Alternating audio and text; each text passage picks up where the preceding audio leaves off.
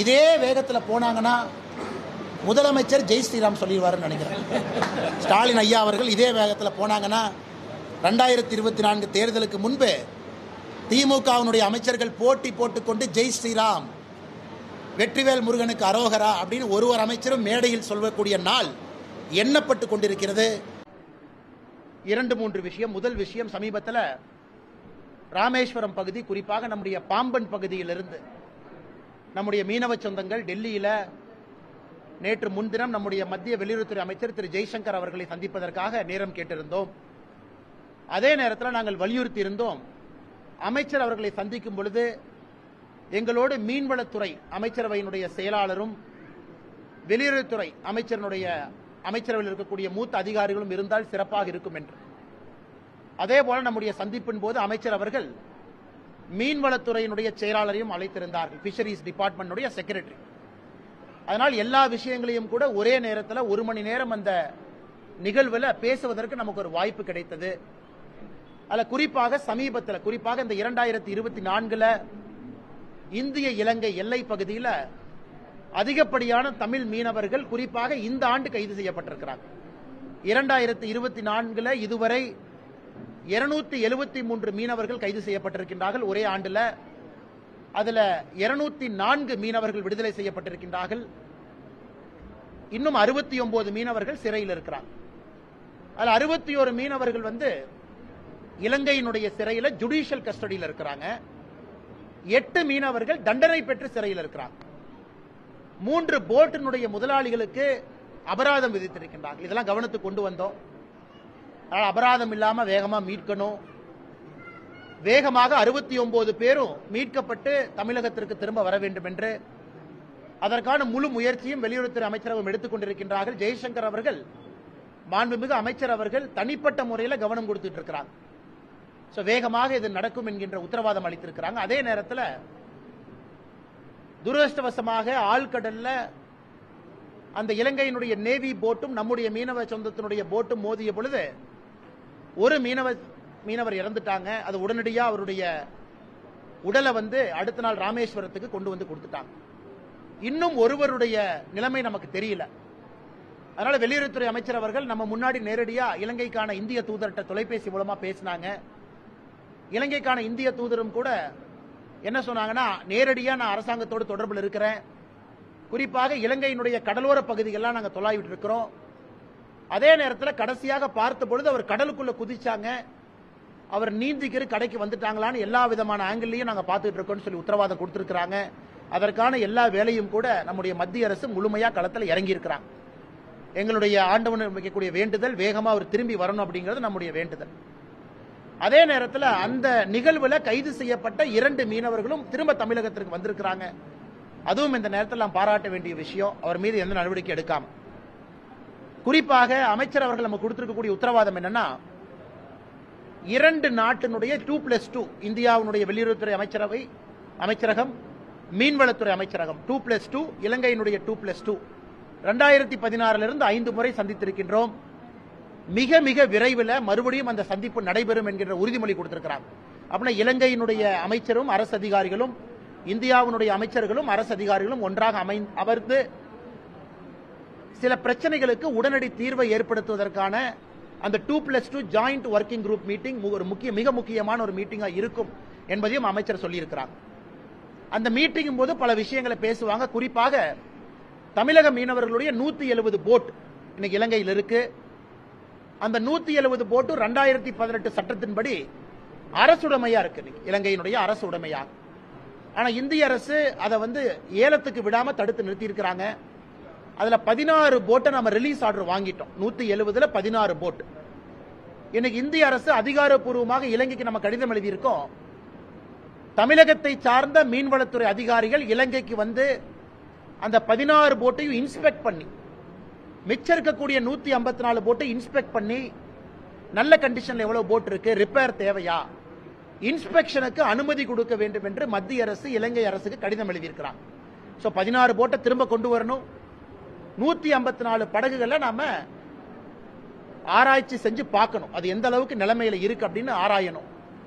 அதற்கும் அமைச்சர் அவர்கள் முழு முயற்சி எடுப்பதாக உறுதி அளிச்சிருக்கிறாங்க. அதனால் எங்களுக்கு நம்பிக்கை இருக்கு. இலங்கையில் இப்ப எலெக்ஷன் டைம், செப்டம்பர் கடைசியில இலங்கையில் எலெக்ஷன் நடக்க போகுது. அங்கேயும் பாத்தீங்கன்னா ஒரு உக்கரமான சூழ்நிலை, குறிப்பாக வடகிழக்கு பகுதியில் தமிழக மீனவர்களுக்கான எதிர்ப்பு அதிகமாக இருக்கு. அங்க இருக்கக்கூடிய அரசியல் தலைவர்கள் எல்லோருமே ஒருமித்த கருத்துல தமிழக மீனவர்கள் வரும்பொழுது அதிகமான நாட்கள் சிறையில் வைக்கணும் அப்படின்னு அங்க இருக்கக்கூடிய தலைவர்களும் பேச ஆரம்பிச்சிருக்கிறாங்க. அதனால் பாரதிய ஜனதா கட்சியை பொறுத்தவரை அரசியல்வாதிகள் 1008 பேசிட்டு போட்டோம். இலங்கையும் இப்ப அரசியல் சூடு பிடித்திருக்கு தேர்தல் காரணமாக. அதனால் மீனவர்களுக்கும் இடையில் இருக்கமான பந்தத்தை ஏற்படுத்துவதற்கு 2 மீனவ சங்கங்களுடைய மீட்டிங், அது மத்திய அரசு இலங்கை அரசோடு பேசி தமிழக மீனவருடைய சங்கமும் இலங்கை மீனவருடைய சங்கமும் ஒன்றாக ராமேஸ்வரம் ராமநாதபுரத்தில் ஒரு கூட்டம் நடத்தணும். அதற்கு இந்திய அரசு வழிவகை செய்ய வேண்டும் என்கின்ற கோரிக்கையை வச்சோம். அதையும் நம்முடைய வெளியுறவுத்துறை அமைச்சர் திரு ஜெய்சங்கர் அவர்கள் ஏற்றுக்கொண்டிருக்கின்றார்கள். இலங்கை அரசோடு பேசி மீனவ சங்கம் ஒன்றாக அமைந்து பேசுவதற்கான முயற்சி எடுப்பதாக நமக்கு உறுதிமொழி கொடுத்திருக்கிறார். இதே பத்திரிகை நண்பர்களுக்கு இந்த நேரத்தில் இதை நாங்கள் பிரீஃப் பண்றோம். நடந்திருக்கக்கூடிய விஷயம் என்ன நடந்து கொண்டிருக்கிறது என்று. அடுத்து வக்ஃப் போர்டு. இன்னைக்கு பாராளுமன்றத்தில் நிறைய விஷயங்கள் பேசிக் கொண்டிருக்கிறாங்க. தமிழகத்தில் சில அரசியல்வாதிகள் மக்களை குழப்பிக் கொண்டிருக்கின்றார். இந்த வக்ஃப் போர்டு ஆக்ட் 1995 அதுல வரப்போற அமெண்ட்மெண்ட் பத்தி நம்முடைய பாராளுமன்றத்தினுடைய அமைச்சர் கிரண் ரிஜிஜு அவர்கள் நேற்று ரொம்ப டீட்டெயிலா பத்திரிகை நண்பர்கள்ட்ட பேசியிருக்காங்க. நிறைய இஸ்லாமிய சொந்தங்கள் இந்த வக்ஃப் போர்டு சட்டம் 1995 வரக்கூடிய அமெண்ட்மெண்ட்டுக்கு தங்களுடைய முழு ஆதரவை கொடுத்திருக்கிறாங்க. நேற்று நிறைய இஸ்லாமிய சங்கங்கள் கிரண் ரிஜிஜு அவர்களை சந்தித்து ஆதரவு கொடுத்திருக்கிறாங்க. இந்த சட்டம் என்னன்னு முதல்ல தெரிஞ்சுக்கணும். இன்னைக்கு இந்தியால எந்த அமைப்பினுடைய கையில அதிகப்படியான லேண்ட் இருக்கு, நிலம் யாரு கையில இருக்கு? அதிகப்படியான நிலம் இந்தியால முதல்ல ஆர்மி கையில இருக்கு, ஆர்ம்டு போர்சஸ். இரண்டாவது ரயில்வே கையில இருக்கு, தனி மனிதன் கையில் இல்லைங்க, ஒரு அரசு கையில் இல்ல. இந்தியால அதிகப்படியான நிலம் முதல்ல ஆர்ம்டு போர்சஸ் இருக்கு, இரண்டாவது ரயில்வேஸ் இருக்கு, மூணாவது வக்ஃப் போர்டு கிட்ட இருக்கு. வக்ஃப் போர்டு கிட்ட எவ்வளவு நிலம் இருக்குன்னா 9.4 லட்சம் ஏக்கர் இருக்கு. 9,40,000 ஏக்கர் வக்ஃப் போர்டு கையில் இருக்கு. அதனுடைய சொத்து மதிப்பு கிட்டத்தட்ட 1,25,000 கோடி ரூபாய்க்கு மேல தற்போதைய சொத்து மதிப்பு. 8,70,000 ப்ராப்பர்ட்டியா ரெஜிஸ்டர் ஆயிருக்கு. 8,70,000 8.7 லேக் ப்ராப்பர்ட்டி ரெஜிஸ்டர் இருக்கு. 9,40,000 ஏக்கர், 1,25,000 கோடி ரூபாய் பொறுமானம் இருக்கக்கூடிய சொத்துக்கள். இந்தியால சொத்துக்கள் அதிகப்படியாக 3வது இடத்துல வக்ஃப் போர்டு வச்சிருக்காங்க. இன்னைக்கு பிரச்சனை என்னன்னா, சமீபத்தில் திருச்சியில நம்ம பார்த்தோம். திருச்சியில திருச்செந்துறை அப்படிங்கிற ஒரு கிராமம் முழுவதுமே வக்ஃப் போர்டுனுடைய சொத்துன்னு சொல்லிட்டாங்க. ஒரு விவசாயி சொத்தை விற்க போகும்போது என்ன சொன்னாங்கன்னா, ரெஜிஸ்டர் ஆபீஸ்ல வக்ஃப் போர்டு என்ஓசி வாங்கிட்டு வாங்க. அப்பதான் தெரிஞ்சு பெரிய போராட்டம் வெடிச்சது. வெள்ளூர்ல இந்த மாதிரி பிரச்சனை, தமிழகத்தில் இந்த பிரச்சனை பார்க்கிறோம். இன்னைக்கு வக்ஃப் போர்டு சட்டம் என்ன சொல்லுதுன்னா, வக்ஃப் போர்டு ஒரு சொத்தை தன்னுடைய சொத்தாக சொல்வதற்கு வக்ஃப் போர்டுக்கு முழு அதிகாரம் இருக்கு அப்படிங்கிறது இன்னைக்கு இருக்கக்கூடிய சட்டம். நீங்களும் நானும் ஓவர் கம் பண்ணோம்னா வக்ஃப் போர்டு போய் நோ அப்ஜெக்ஷன் சர்டிபிகேட் வாங்கி அந்த டாக்குமெண்ட்டை ரெஜிஸ்டர் அலுவலகத்தில் கொடுத்தா நம்முடைய சொத்தை கிரயம் பண்ண முடியும். இதுல ஆச்சரியம் என்னன்னா, திருச்செந்துறை ஊர்ல இருக்கக்கூடிய சுந்தரேஸ்வரர் கோயில் 1500 ஆண்டுகள் பழமையான கோவில். 1500 ஆண்டுகள் பழமையாக இருக்கக்கூடிய ஒரு கோவில் எப்படி வக்ஃப் போர்டு சொத்துக்குள்ள அந்த கோயில் வர முடியும்? இதான் இன்னைக்கு எல்லாருக்கும் இருக்கக்கூடிய. அதனாலதான் இன்னைக்கு நம்முடைய மத்திய அரசு எடுத்திருக்கக்கூடிய அந்த முக்கியமான விஷயம் என்னன்னா, வக்ஃப் போர்டுனுடைய சொத்து நம்ம சொல்லும் பொழுது மாவட்ட ஆட்சியர் தான் அதற்கு அதிகாரம். மாவட்ட ஆட்சியர் அந்த சொத்தை வக்ஃப் போர்டுனுடைய சொத்தா சொல்வதற்கு மாவட்ட ஆட்சியர்கிட்ட பதிவு செய்ய வேண்டும் என்பது இன்னைக்கு வரக்கூடிய மிக முக்கியமான சட்ட திருத்தம். வக்ஃப் போர்டு ஆக்ட் 1995 வரக்கூடிய முக்கியமான சட்ட திருத்தம். மாவட்டத்தினுடைய ஆட்சியர்கிட்ட அந்த சொத்து வக்ஃப் போர்டுக்கு சொந்தமான சொத்தா அப்படிங்கிற பதிவை மாவட்ட ஆட்சியர்கிட்ட பண்ணணும். வக்ஃப் போர்டு அந்த முடிவு எடுக்கக்கூடாது, மாவட்ட ஆட்சியர் எடுக்கணும் அப்படிங்கறதா முக்கியமான அமெண்ட்மெண்ட். மத்திய அரசு அதை தாக்கல் செய்யும் பொழுது நமக்கு தெரியும். அன்னைக்கு நம்முடைய பத்திரிகை நண்பர்கள் டீட்டெயிலா பேசுறோம். பட் இன்னைக்கு நாம சொல்வதற்கான காரணம் என்னன்னா, நண்பர்கள் புரிந்து கொள்ள வேண்டும். குறிப்பாக சுன்னி முஸ்லீம் இருக்கிறாங்க, ஷியா முஸ்லீம் இருக்கிறாங்க. இந்தியாவை பொறுத்தவரை 2 முக்கியமான இஸ்லாமிய சொந்தங்கள் 2 பிரிவுல இருக்கிறாங்க. அதே நேரத்தில் சூஃபி முஸ்லீம் இருக்கிறாங்க. இன்னைக்கு சூஃபி முஸ்லீமை பொறுத்தவரை குற்றச்சாட்டு என்னன்னா, வக்ஃப் போர்டு சட்டத்தில் அவர்களுக்கு மதிப்பு இல்லை என்கின்ற குற்றச்சாட்டு இருக்கு. குறிப்பாக அவர்கள் நடத்தக்கூடிய சொத்துக்கள்லையும் வக்ஃப் போர்டு வந்து தலையிடுறாங்க. அதற்கும் வக்ஃப் போர்டுக்கும் சந்தம் இல்லை என்பது இன்னைக்கு சூஃபி முஸ்லீம் வைக்கக்கூடிய முக்கியமான குற்றச்சாட்டா இருக்கு. குறிப்பாக இஸ்லாமிய பெண்கள், இஸ்லாம் சமுதாயத்தில் இருக்கக்கூடிய அடிமட்ட சொந்தங்களுக்கு இந்த சட்ட திருத்தம் மூலமாக நல்ல ஒரு விஷயம் நடக்கும் என்பது நம்முடைய நம்பிக்கை. அதனால் இது தமிழகத்தில் சில அரசியல் கட்சிகள் சொல்வது போல குழப்பத்தை ஏற்படுத்துவது போல ஒன்றும் இல்லை. கிட்டத்தட்ட 9,40,000 ஏக்கர் இருக்கு. இதை முறைப்படி யாரு வக்ஃப் போர்டு சொத்துன்னு சொல்றக்கு? வக்ஃப் போர்டு வந்து இது வக்ஃப் போர்டு சொத்துன்னு சொல்லிட்டா நீங்கள் நான் அதை வந்து கிரையம் பண்ண முடியாது. இன்னைக்கு மாவட்ட ஆட்சியர்கிட்ட ரெஜிஸ்டர் பண்ணுங்கன்னு நாம சொல்றோம். அதனால் இது யாருக்கும் எதிரானது கிடையாது. எல்லா சமுதாயத்தையும் உள்ளடக்கி இருக்கக்கூடிய ஒரு விஷயமா தான் நாம் இதை பார்க்கணும். அதனால் பாராளுமன்றத்தில் வக்ஃப் போர்டு ஆக்ட் அமெண்ட்மெண்ட் அதை அவங்க வைக்கும் பொழுது அதை பத்தி டீட்டெயிலா நமக்கும் அப்பதான் தெரியும் என்ன அப்படிங்கறத. அன்னைக்கு பத்திரிகை நண்பர்கள்ட்ட ரொம்ப டீட்டெயிலா பேசுறோம். மூன்றாவது ஒலிம்பிக்ஸ். இன்னைக்கு ரொம்ப ஒரு அதிர்ச்சிகரமான ஒரு செய்தியை நம்ம பார்த்தோம். குறிப்பாக நம்முடைய வினேஷ் போகட் அவர்களுடைய ரெஸ்லிங் நேற்று பாத்தீங்கன்னா ஜப்பான் ரெஸ்லர் தோக்கடிச்சு ஃபைனலுக்கு போயிருக்கிறாங்க. அது ஜப்பான் ரெஸ்லர் வந்து உலகத்தில் நம்பர் 1, 52 மேட்ச் தோல்வியே அடையாத ஒரு ரெஸ்லரை 52-0 அந்த ரெஸ்லரை தோக்கடிச்சு நேற்று இன்னொரு ரெஸ்லரை தோக்கடிச்சு இன்னைக்கு ஃபைனல்ஸ். இன்னைக்கு கோல்டு வாங்கியிருக்கக்கூடிய வினேஷ் போகட் அவர்களை காலையில வேயிங் பண்ணும் பொழுது டிஸ்குவாலிஃபை பண்ணியிருக்காங்க இன்டர்நேஷனல் ஒலிம்பிக் கமிட்டி. இதன் மூலமாக வினேஷ் போகட் அவர்கள் இந்த ரெஸ்லிங்ல எந்த மெடலும் கிடைக்காத ஒரு நிலைமை நமக்கு ஏற்பட்டிருக்கு. ஃபைனல் போனாவே மினிமம் சில்வர் கிடைக்கும், ஜெயிச்சா கோல்டு கிடைக்கும். இது ரொம்ப ரொம்ப துரதிருஷ்டவசமானது. குறிப்பாக நம்முடைய இதயத்தை எல்லாம் இது கணக்க செய்திருக்கிறது. ஒலிம்பிக் போட்டியில எப்பவுமே டே ஆஃப், குறிப்பா செமி ஃபைனல், ஃபைனல் ரெண்டுக்கும் வேயிங் பண்ணுவாங்க, வெயிட்ட பார்க்கணும். விக்னேஷ் போகட் அவர்கள் இத்தனை காலமாக 53 கேஜி அதுல போட்டியிட்டவங்க.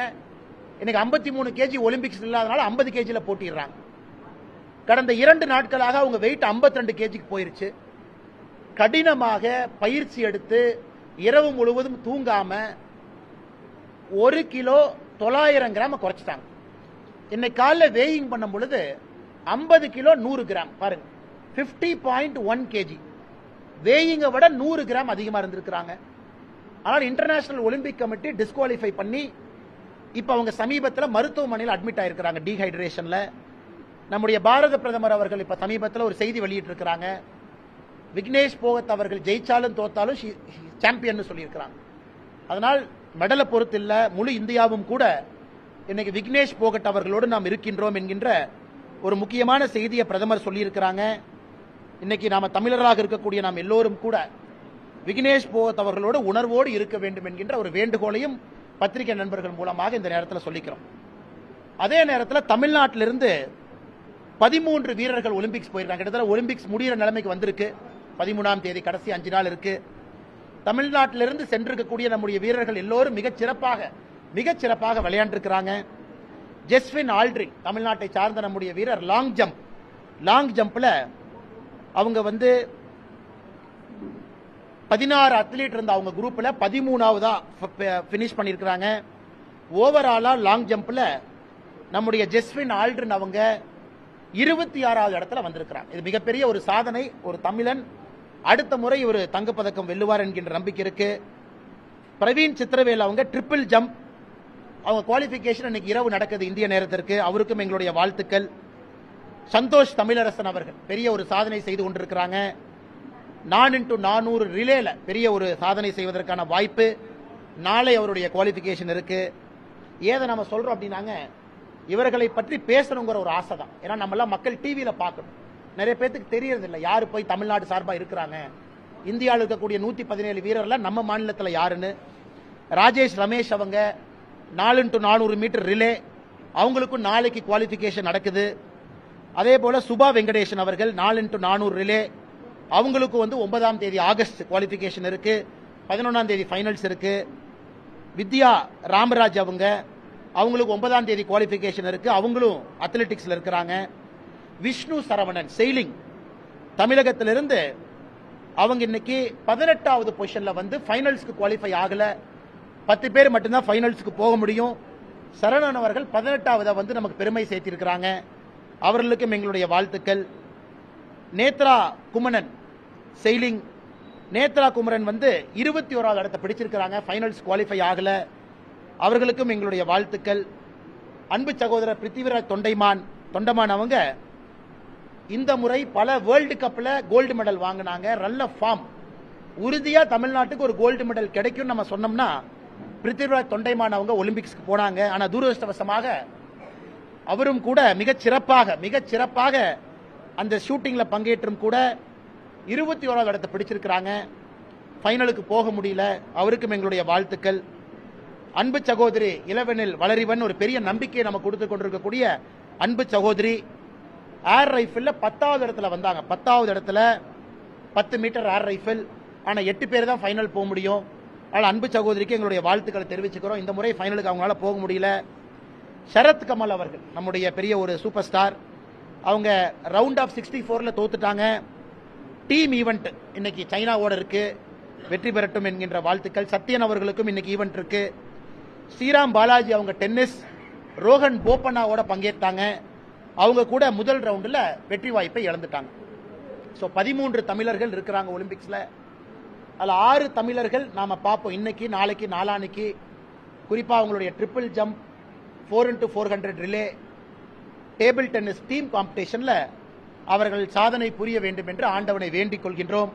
அவர்கள் நிச்சயமாக இந்தியாவிற்கும் தமிழகத்திற்கும் பெருமை சேர்ப்பாங்க. நமக்கு ஒரு மெடல் கிடைக்கும் என்று இந்த நேரத்தில் நாங்க நினைக்கிறோம். கடைசியாக நம்முடைய உச்சநீதிமன்றத்தினுடைய சமீபத்து தீர்ப்புகள். எஸ்சி சமுதாயத்திற்கான ஒரு மிக முக்கியமான தீர்ப்பு உச்சநீதிமன்றம் கொடுத்திருக்கிறாங்க. எஸ்சி சமுதாயத்திற்கான உள்ளொதுக்கீடு அது செல்லாது செல்லும் என்கின்ற குழப்பத்திற்கு இன்னைக்கு உச்சநீதிமன்றம் அருமையான தீர்ப்பு கொடுத்திருக்கிறாங்க. அது பாத்தீங்கன்னா ஒரு பெரிய லாங் தீர்ப்பு, 534 பக்கம் இருக்கக்கூடிய ஒரு ஜட்ஜ்மெண்ட். அதுல எஸ்சி சமுதாயத்துக்குள்ள சப் கேட்டகரைசேஷன் செல்லும், அது கான்ஸ்டிடியூஷனலி வேலிட் என்கின்ற ஒரு முக்கியமான தீர்ப்பு கொடுத்திருக்கிறாங்க. அந்த முக்கியமான தீர்ப்பு நம்முடைய தமிழகத்திற்கு பொருந்தும். தமிழகத்தில் 18% டோட்டல் ரிசர்வேஷன் நம்முடைய எஸ்சி சமுதாய சொந்தங்களுக்கு இருக்கு. அதுல 3 சமுதாயம் உள்ளொதுக்கீடு, 3% உள்ளொதுக்கீடு நம்முடைய அருந்ததியர் சமுதாயத்துக்கு இருக்கு. இன்னைக்கு அருந்ததியர் சமுதாயத்தினுடைய நீண்ட நாள் ஒரு கோரிக்கை என்னன்னா, இந்த 3% ரிசர்வேஷனை ரீவிசிட் பண்ணணும். நமக்கு தெரியும் ஏழையிலும் ஏழை என்கின்ற ஒரு சமுதாயம் வந்து அருந்ததியர் சமுதாயம். அதனால் பாரதிய ஜனதா கட்சியை பொறுத்தவரை அருந்ததியர் சமுதாயம் எல்லா சமுதாயத்தோடு துணை நிற்கின்றோம். நிச்சயமாக இதை ஆராய்ந்து மறுபடியும் ஸ்டடி பண்ணி 3% மேலே உயர்த்த வேண்டுமா என்கின்ற ஒரு நிலையை தமிழக அரசு அனைத்து கட்சி கூட்டத்தை கூடி முடிவெடுக்கும் பொழுது பாரதிய ஜனதா கட்சி நிச்சயமாக அவர்களோடு துணை இருப்போம். அதற்கு அனைத்து கட்சி கூட்டத்தை கூட்டணும், ஒரு நல்ல முடிவு எடுக்கணும் என்பது எங்களுடைய வேண்டுகோள். அதே நேரத்தில் இந்த தீர்ப்புல கிரீமி லேயர் அப்படிங்கிற ஒரு கான்செப்டை கொண்டு வந்திருக்காங்க. இது ஓபிசி கிரீமி லேயர் இருக்கு. இப்ப எஸ்சி சமுதாயத்திற்கு கிரீமி லேயர் அப்படிங்கிற ஒரு தன்மையை உச்சநீதிமன்றத்தினுடைய தீர்ப்பில் இருக்கு. எனக்கு பாரதிய ஜனதா கட்சி அகில இந்திய தலைவர்கள் இந்த ஜட்ஜ்மெண்ட்டை ஸ்டடி பண்ணிட்டு இருக்காங்க. தமிழகத்தில் நம்முடைய மூத்த தலைவர், மாநிலத்தினுடைய துணைத் தலைவர் ஐயா விபி துரைசாமி அவர்களும் கூட அந்த கலந்தோசிப்பில் இருக்கிறாங்க, அந்த கலந்தாய்வு செஞ்சுக்கிட்டு இருக்கிறாங்க. எப்படி நம்முடைய முடிவை எடுக்க வேண்டும், என்ன சொல்லியிருக்கிறாங்க, இதனால் என்ன பாதிப்பு என்கின்ற பலவிதமான கருத்துக்கள் நாம் எடுத்துக்கொண்டிருக்கின்றோம். அதை பற்றி நம்முடைய அகில இந்திய தலைவர்கள் முடிவெடுத்த பிறகு பாரதிய ஜனதா கட்சி தமிழ்நாடு எங்களுடைய அதிகாரப்பூர்வமான முடிவை நம்முடைய பத்திரிகை நண்பர்கள் மூலமாக தமிழக மக்களுக்கு சொல்வதற்கு நாங்கள் கடமைப்பட்டிருக்கின்றோம். அதே நேரத்தில் நம்முடைய தேசிய ஜனநாயக கூட்டணியுடைய ஒரு முக்கியமான அங்கம் வகிக்கக்கூடிய பாட்டாளி மக்கள் கட்சி அன்பண்ணன் அன்புமணி ராமதாஸ் அவர்கள் நேற்று பத்திரிகையாளர் சந்திப்பு நடத்தினாங்க. அதுல நிறைய விஷயங்களை பேசுறாங்க. அவர் பேசியிருக்கக்கூடிய எல்லா கருத்துக்களும் எங்களுக்கு ஒப்பிகை இருக்கு. குறிப்பாக குரூப் 4 டேட்டாவை வச்சு பேசினாங்க. குரூப் 1, குரூப் 2, குரூப் 3 டேட்டாவை பத்தி பேசவில்லை என்கின்ற புள்ளி விவரத்தை கொடுத்தாங்க. குரூப் 1 எப்படி இருக்கு, குரூப் 2 எப்படி இருக்கு, குரூப் 3 எப்படி இருக்குன்னு. ஆனால் பாரதிய ஜனதா கட்சியை பொறுத்தவரை குறிப்பாக எம்பிசி தமிழ்நாட்டில் எந்த ஒரு சமுதாயத்திற்கும் பாதிப்பு இல்லாத அளவுக்கு நாம் ஒரு முடிவு எடுக்கணும். அதற்கு முதலமைச்சர் அவர்கள் அனைத்து கட்சி கூட்டத்தை கூட்டணும். நேற்று நம்முடைய அன்புமணி ராமதாஸ் அவர்கள் சொல்லியிருக்கக்கூடிய நிறைய செய்திகள் முக்கியமான செய்திகள், தரவு ஆதாரத்தோடு பேசியிருக்கிறாங்க. அது பாரதிய ஜனதா கட்சி அவர் பேசிய கருத்துக்கள்ல எங்களுக்கு ஒப்புகை இருக்கு. ஆனா எந்த சமுதாயத்திற்கும் பாதிப்பு இல்லாமல் இது இருக்க வேண்டும் என்று நினைக்கின்றோம். அதற்கு முதலமைச்சர் அவர்கள் அனைத்து கட்சி கூட்டத்தின் மூலமாக ஒரு முடிவெடுத்து இந்த எல்லா பிரச்சனைகளுக்கும் அடிப்படையில் ஒரு முற்றுப்புள்ளி வைக்க வேண்டும் என்பது எங்களுடைய கோரிக்கையா இருக்கு. இது சம்பந்தமாக பாரதிய ஜனதா கட்சி சார்பாக அண்ணன் ஏஜி சம்பத் அவர்கள் இதை இன்னும் ரொம்ப தீர்க்கமா ஆராய ஆரம்பிச்சிருக்கிறாங்க. அவரும் கூட அவருடைய தலைமையில் எங்களுக்கு மிக விரைவில் ஒரு அறிக்கை கொடுத்திருக்கிறாங்க. அது அனைத்து கட்சி கூட்டத்திற்கு செல்லும் பொழுது பேசுவதற்கு அது எங்களுக்கு ஏதுவாக இருக்கும். அது இல்லாம 2 தினத்திற்கு முன்பு ஒரு முக்கியமான செய்தி குறிப்பு நாங்கள் வெளியிட்டிருந்தோம். முதலமைச்சர் கோப்பையை தமிழகத்தில் 12 வயசுலிருந்து 19 வயசுக்குள்ள ஒரே கேட்டகரியா வச்சிருக்கிறாங்க. இது எங்களை பொறுத்தவரை இது முட்டாள்தனம் என்கின்ற வார்த்தையை பயன்படுத்தணும். இந்த 12 to 19 தான் அடுத்த ஒலிம்பிக்ஸ் யாரு போறாங்க, யாரு மெடல் கிடைக்கும், ஏசியன் கேம்ஸ், வேர்ல்டு சாம்பியன்ஷிப் நமக்கு தெரியும். இந்தியால தேசிய விளையாட்டு கூட்டமைப்பு என்ன சொல்றாங்கன்னா 11 to 14 ஒரு கேட்டகரி, 14 to 17 ஒரு கேட்டகரி, 17 to 19 ஒரு கேட்டகரி, 3 கேட்டகரியா பிரிச்சிருக்கிறாங்க. அது இந்தியன் ஸ்விம்மிங்கா இருக்கட்டும், எதாக இருந்தாலும் கூட 3 கேட்டகரியில தான் மெடல் கிடைக்கும்.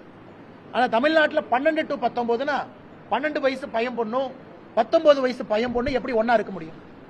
அதனால் உடனடியாக விளையாட்டுத்துறை அமைச்சர் முதலமைச்சர் அவர்கள் தலையிட்டு இதை 3 கேட்டகரியா பிரிக்கணும். இந்திய தேசிய விளையாட்டு கூட்டமைப்பினுடைய அடிப்படை எப்படி வச்சிருக்கிறாங்களோ இங்கேயும் அப்படி இருக்க வேண்டும் என்பது எங்களுடைய வேண்டுகோள். இதை மாநில அரசு செய்வார்கள் என்கின்ற நம்பிக்கை எங்களுக்கு இருக்கு. இதை தாண்டி பத்திரிகை நண்பர்களுக்கு கேள்வி இருந்தா கேளுங்கன்னா பதில் சொல்றேன். ஐயா இப்படி வர்றோம், ஐயா இப்படி வர்றோம்.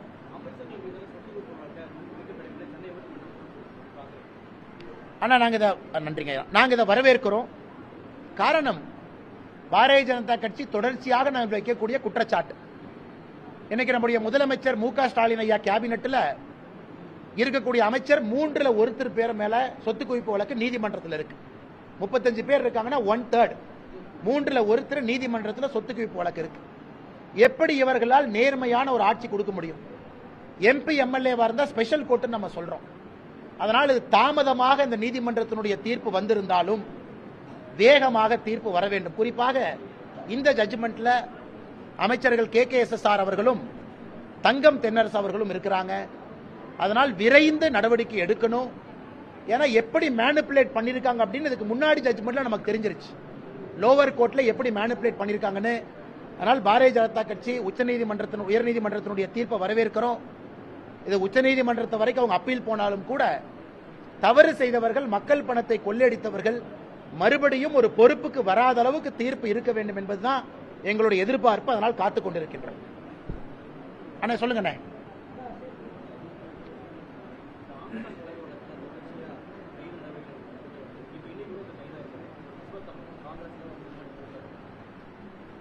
அண்ணா இந்த ஆம்ஸ்ட்ராங் கொலை வழக்கில் ஒரு விஷயம் தமிழகத்தினுடைய காவல்துறையை நாங்க பாராட்டுறோம். ஏன் பாராட்டுறோம் நாங்கன்னா, சமீபத்தினுடைய காவல்துறையினுடைய செயல்பாடுகளை பார்க்கும் பொழுது ரொம்ப டீப்பா போகணும். ரொம்ப டீப்பா போய் யார் சம்பந்தப்பட்டிருந்தாலும் கூட நடவடிக்கை எடுக்க வேண்டும் என்று காவல்துறை கொஞ்சம் முனைப்பு காட்டுறாங்க. அது தெரியுது. ஆளுங்கட்சி எதிர்கட்சி யாராக இருந்தாலும் கூட ஒரு தேசிய கட்சியினுடைய மாநில தலைவர் கொல்லப்பட்டிருக்கக்கூடிய சம்பவம். இன்னைக்கு காங்கிரஸ் கட்சியினுடைய ஒரு மூத்த தலைவரை இன்னைக்கு கைது பண்ணியிருக்காங்க தமிழகத்தினுடைய காவல்துறை. நான் ஏற்கனவே தொடர்ந்து சொல்றேன், தமிழகத்தினுடைய காங்கிரஸ் கட்சியினுடைய தலைவர் அவர் எடுத்திருக்கக்கூடிய புகைப்படத்தை பாருங்க, அவருடைய பழைய காலத்து சரித்திரத்தை பாருங்க. தொடர்ந்து நான் பேசிட்டு இருக்கேன். அதனை கொஞ்சம் கொஞ்சமா அப்படியே வெளிப்படையா தெரிய ஆரம்பித்திருக்கிறது. அதனால யாராக இருந்தாலும் நடவடிக்கை எடுக்கட்டும், நாங்கள் பார்த்து கொண்டிருக்கின்றோம். ஆனா சமீபத்தில் அவர்கள் எடுத்திருக்கக்கூடிய நடவடிக்கை ஒரு நம்பிக்கையை நமக்கு கொடுக்குது. நீட்டா ஹானஸ்டா கிரவுண்டுக்கு போகணும்னு நினைக்கிறாங்க அப்படின்னு. அதனால் இன்னும் பொறுத்திருந்து பார்ப்போம். இன்னும் ஆழமாக நம்முடைய தமிழக காவல்துறை, குறிப்பாக இந்த வழக்கை விசாரிக்கிறவங்க இன்னும் ஆழமா போட்டும். அதான் எங்களுடைய எதிர்பார்ப்பு. வேற ஏதாச்சும் கேள்வி இருக்கானே?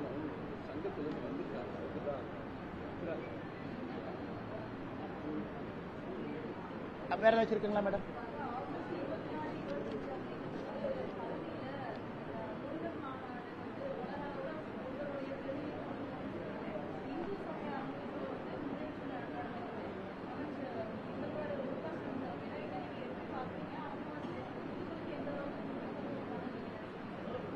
மேடம், என்னை பொறுத்த வரைக்கும் திமுக ஒரு அமைச்சர் சொல்றாரு, எங்களுடைய சமூக நீதி ஆட்சி ராமர் அவர் காலத்தில் எப்படி ஆட்சி நடந்ததோ அதே போல இருக்குன்னு.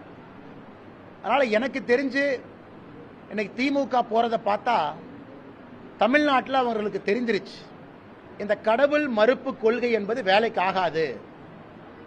அவர்களுடைய ஆரம்ப காலத்தில் எதை சொல்லி ஆட்சிக்கு வந்தாங்களோ அதையெல்லாம் மாற்ற வேண்டிய கட்டாயம் இன்னைக்கு திமுக தெரிஞ்சிருக்கு. ஏன்னா பாரதிய ஜனதா கட்சியை பொறுத்தவரை எங்களுடைய நடவடிக்கைகள் திமுகவுக்கு ஒரு பயத்தை ஏற்படுத்தியிருக்கு.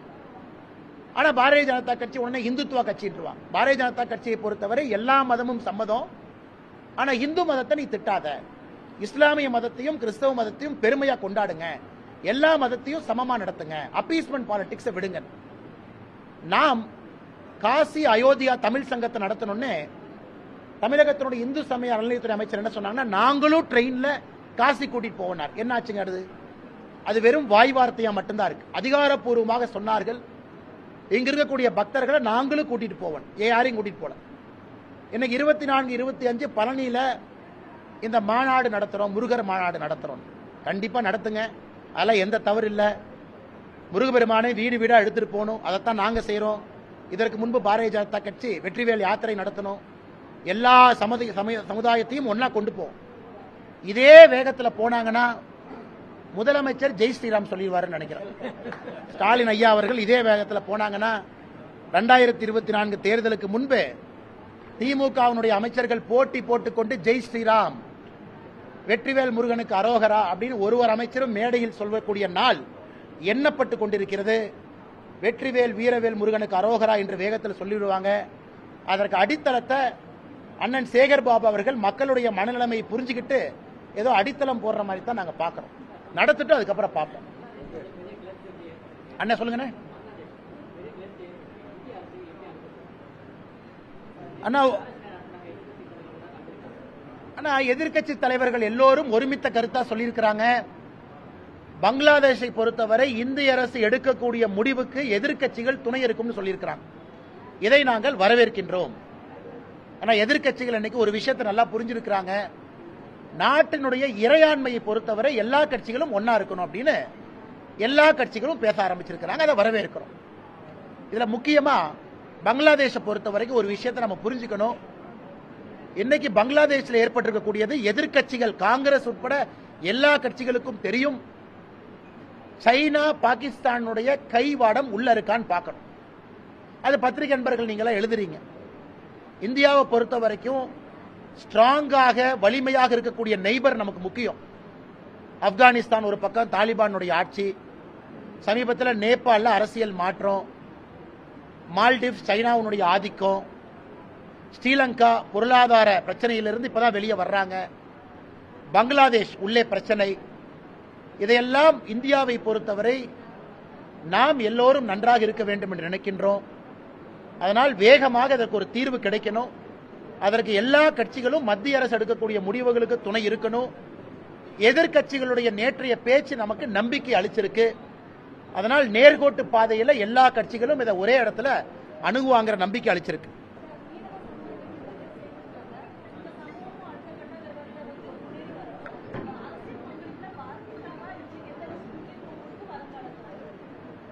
மேடம், 2019 தான் முதலா இந்திய சரித்திரத்தில் மீன்வளத்துறை அமைச்சரகம் அப்படின்னு ஒரு அமைச்சரை உருவாக்குனதே நாம தான். அதுல முதல் இணை அமைச்சரா நம்முடைய அண்ணன் முருகன் அவர்கள் இருந்தார். ஆனால் நாங்கள் நிறைய மீனவ சொந்தங்கள் கட்சியில் இணையணும், அவர்களுக்கான அரசியல் அங்கீகாரம் கிடைக்கணும்னு நினைக்கிறோம். அதனுடைய வெளிப்பாடு தான் இது. ஐயா எல்லாம் வந்திருக்கிறாங்க, தலைவர்கள் இணைஞ்சிருக்கிறாங்க. இன்னொரு வெளிப்பாடு, ஒரு சாதாரண மனிதனை விட ஒரு மீனவன் அதிகமாக கஷ்டப்படுறான் பார்டர்ல. இலங்கைக்கு நான் அடிக்கடி போகக்கூடிய காரணமும் கூட நம்முடைய காலத்தில் இந்த பிரச்சனைக்கு ஒரு தீர்வு வர வேண்டும் என்கின்ற ஒரு முனைப்பில். அதை மோடி ஐயாவும் நினைக்கிறாங்க, ஜெய்சங்கர் ஐயாவும் நினைக்கிறாங்க. அதுவும் குறிப்பாக மற்ற மீனவர்களை விட குஜராத், தமிழ்நாடு இந்த 2 மீனவர்களுக்கு தான் அதிகமான பிரச்சனை. குஜராத் மீனவர்கள் பாகிஸ்தானால கைது செய்யப்படுறாங்க, தமிழக மீனவர்கள் இலங்கையால கைது செய்யப்படுறாங்க. அதனால் குஜராத்திலிருந்து வந்திருக்கக்கூடிய மோடி அவர்கள் மீனவர்களுடைய மகத்துவத்தை முழுமையா புரிஞ்சிருக்கிறாங்க. அதனால் எங்களுடைய காலத்தில் இதற்கு தீர்வு வர வேண்டும், இவர்கள்லாம் அரசியல் பிரதிநிதித்துவம் பெற வேண்டும் என்று நினைக்கின்றோம். அது நடக்கும். அதே நேரத்தில் இப்ப நம்முடைய அலுவலகத்திற்கு தூய்மை பணியாளர்கள் சங்கம் வந்திருக்கிறாங்க. பெருநகர சென்னை மாநகராட்சியில் இருக்கக்கூடிய NULM தொழிலாளர்கள் தலைவர்கள்லாம் வந்திருக்கிறாங்க. 10 ஆண்டுகளாக தூய்மை பணியாளர்கள் தற்காலிக ஒப்பந்த பணியாக இருக்கின்றார்கள், ஒப்பந்த பணியில் இருக்கிறாங்க. திமுக தன்னுடைய தேர்தல் வாக்குறுதியை அவங்க நிரந்தரம் செய்வதாக வாக்குறுதி கொடுத்திருக்கிறாங்க. அதனால் அவர்கள் இன்னைக்கு நம்மை பார்க்க வந்திருக்கிறாங்க.